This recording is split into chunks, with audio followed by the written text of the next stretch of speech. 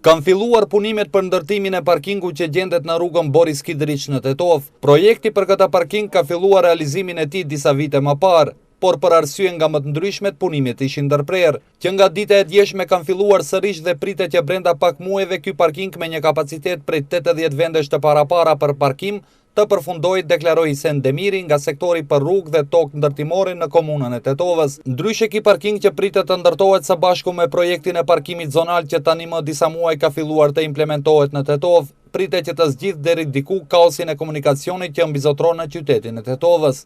Parkingun pas Tivolit kanë nisur atje para faktikisht dje nisën, mirë po punimet e më hershme kanë nisur para 4 viteve dhe për shkak të disa problemeve jo ndërprer, na i kemi zgjedh ato probleme dhe nisëm dje.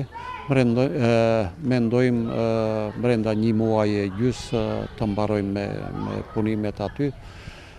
Vende parkimi do të ketë aty për afërsisht për 80 vetura, edhe do të jetë parking i mbyllur. Qyteti Tetovës disa vite me radhë është duke u përballur me problemin e mungesës së vendeve të parkingeve, ndërsa numri i madh i veturave vështirë se mund të akomodohen me këta parkingje që ekzistojnë në Tetov. Tashmë edhe periudha e verës afrohet ku fillojnë të vinë mërgjimtarët dhe pritet që ky problem të aktualizohet edhe më shumë.